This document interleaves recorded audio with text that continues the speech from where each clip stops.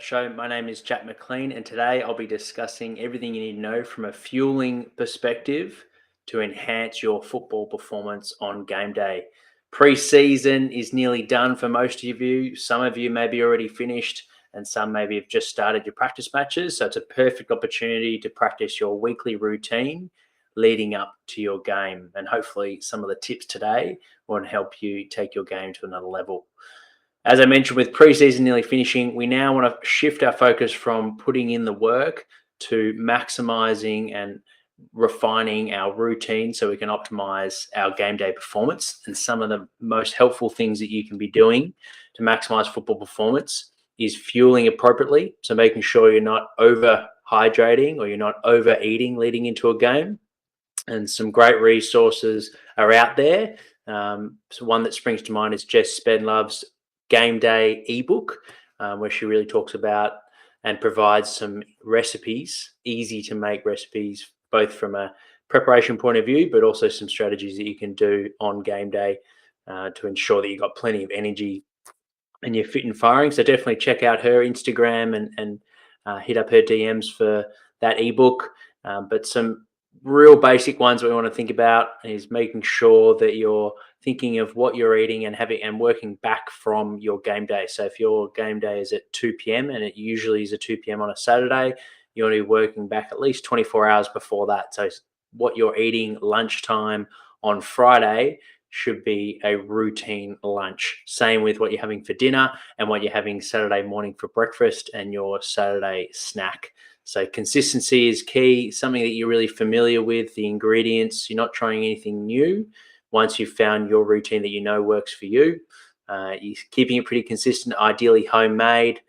As we know, we can get the risk for food poisoning and disrupting your digestive system when you're eating takeaway is a lot higher because the processes are usually aren't as well looked after compared to eating at home and knowing where the food sources have come from. So control what you can, and some of those things is making sure what you're putting in your mouth is optimal for you. Uh, your timing is also important. So that's the ingredient side, the timing perspective. Work back from the game. You want to make sure that your final snack is, around 2 hours before the game day. So if that might be when you arrive to the ground, and then from then on, you're mainly just focusing on keeping yourself hydrated, and you're not having anything that's going to make you feel heavy, because you may have experienced that before. If you eat too close to the game or you eat something that's really heavy, like a high protein, high fat meal, that can affect your performance for the first half. So timing is really important as well. From a hydration point of view, I think more often than not, footballers can actually overdrink, particularly the day of the game. So you want to make sure that you're keeping consistent to your hydration. Have a drink bottle and know how much fluids you should be taking compared for what your height is and then what your body mass is. And there's some great resources out there. So research for what your height is, what your body mass is, and then start to practice that in the practice matches to making sure that you're getting the right amount of hydration leading into a game. Water is key leading up to the game, but also your electrolytes. Particularly, we lose a lot of salts when we sweat, so making sure that you're getting in your sodium and you're getting in your potassium, magnesium, and all the rest of the electrolytes to making sure that you're able to have that energy and you're well replenished throughout the game. So when you're actually playing, glucose will help transport those electrolytes. So that's why Gatorade, Powerade, it's important to have some glucose. You might use gels, which are easily digestible fuel to give you that energy throughout that, like halftime would be a good example, where it's not heavy on the gut, it's really easy to digest, and it's going to give you instant energy. So once the game has started, or leading up to the game, you want to be thinking really easy, digestible food. So it's not going to slow you down. It's going to actually enhance your energy. And like I mentioned, check out Jess Spenlove's Game Day Performance. So that's from a nutrition hydration point of view. Some real problems leading into this time of year can be cramping. As it's hot, we're in March, so it's hot weather in Australia. Therefore, you're going to sweat a lot more. So even more important to get your electrolytes in and then that sodium intake. Also, some things that can help you is having the pickle juice. That the science isn't strong on whether or not it is effective. However, athletes that I've worked with have found that it's helpful when they're to the point of cramping. So it's not preventative, and you're not going to drink the pickle juice. It's just the vinegar that's in the pickle juice. You gargle it, and that just triggers a reflex in the brain to relax your muscles, or so we believe. So that could be something helpful to prepare in your game day pack. Have that pickle juice, because no doubt that if you're working hard and you're working on your game day fitness, which you should be, you're probably going to cramp in one of your practice matches and perhaps round one. So have that pickle juice packed in the game day pack if your club doesn't provide it, and that could really help you get back on the field. Low on confidence, obviously not having your consistent games under your belt. You're getting into your routine, so confidence can be key. Remember, confidence comes from competency, so focus on your routine. Make sure you're not only working on your weaknesses, but you're also sharpening your strengths during the week. Time is limited in an in-season schedule to do this, so make sure the quality and the focus of work, the purpose of what you're doing is really, really high. So know the deficits in your game that are going to take out your confidence, but also work on the things that you're really good at, that when you do well and perform well on game day is going to boost your confidence. So confidence comes from competency. Focus on your routine, focus on the things that you need to do to get better, but also the things that really shine and make what you already are strong at. Make sure you're working on those strengths as well. Motivation is another common problem. So motivation coming into in-season, particularly straight after a game, if you've lost, motivation can be down for maybe that night. And if you don't get back on the horse and focus on your routine, it can linger until your next training session, which might be 72 hours later. So motivation comes from purpose. So making sure that you're really clear on why you're playing. It might be for fun. It might be for connection with your mates.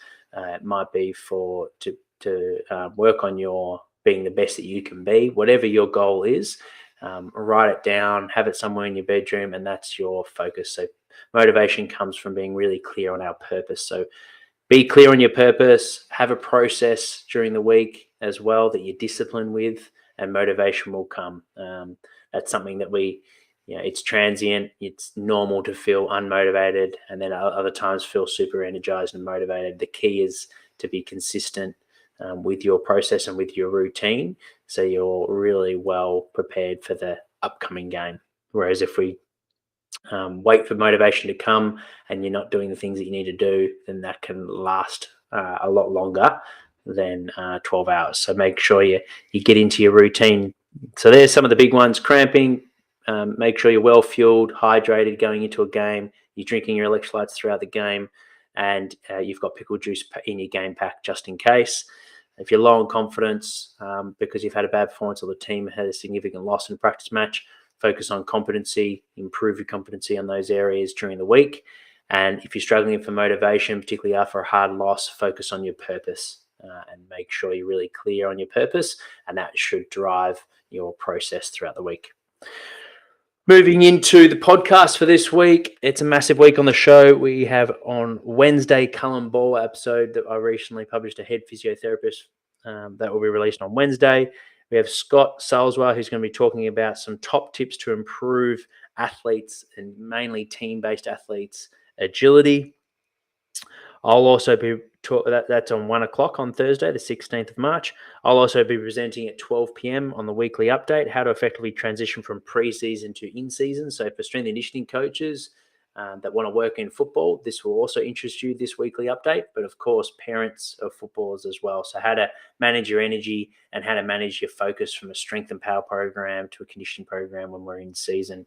I've got a slightly different philosophy to how a majority will look at that. Having a most people will look at it as a recovery model. There's actually some a great opportunity in season to work on your strength and power, particularly those that are young. So I'll talk a little bit about that. And then if you have got any questions for any of those guests or for myself, hit us up on our socials, and I'll make sure to add your questions to our run sheet. In terms of a Promotion, Saga Fitness, absolutely loving the blood flow restriction podcast. BFR is something I've been doing more recently in rehabilitation setting, and I'm absolutely loving the episodes on BFR from Saga Fitness. So if you're a strength and conditioning coach or you work with or physiotherapist and you use BFR methods and you're interested to learn some really great informative, practical takeaways, make sure to check out the blood flow restriction podcast. Loving your work. Well done, guys. Power tip for this week is prioritize consistency over intensity. This can apply to anything. If you have the approach of go big or go home, you'll tend to find yourself you'll go home more often than not. So focus on small steps with purpose over time will lead to bigger gains. Okay, so consistency over time, as long as you're clear on your purpose, will more often than not lead you to gains. So that's the power tip for the week. And really looking forward to this week's show. If you have any questions, like I mentioned, hit us up on socials. Otherwise, I'll see you on the next episode.